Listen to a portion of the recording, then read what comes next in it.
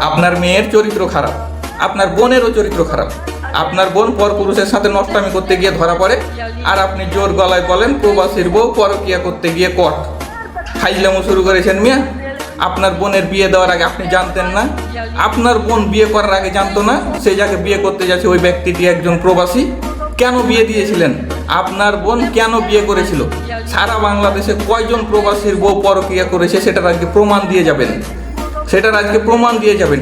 একজন প্রবাসীর বউ পরকিয়া করতে গিয়ে যদি ধরা পড়ে, আপনারা বিষয়টাকে এমনভাবে হাইলাইট করেন মনে হয় সারা বাংলাদেশে প্রত্যেকটা প্রবাসীর বউ পরকিয়া করে। আপনি বলতে পারেন না অমুকের বউ পরকিয়া করতে গিয়ে ধরা পড়েছে। একজন প্রবাসী প্রবাসে যাওয়ার আগে তার স্ত্রীকে তার বাবার হাতে, তার ভাইয়ের হাতে দায়িত্ব দিয়ে যায়, তাই আপনার মেয়ে, আপনার বোন আপনার দায়িত্বে থাকলো।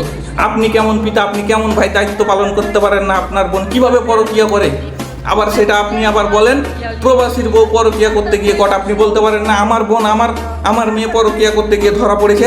আপনার পরিবারের শিক্ষার অভাব আছে।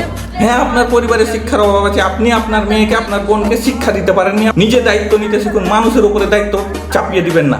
আপনি প্রবাসীদের মানহানি করছেন, আপনি প্রবাসীদের বউদের নিয়ে আপনি হাসি মজা করছেন। এটা হতে দেওয়া যাবে না, এটা মেনে নেওয়া যাবে না।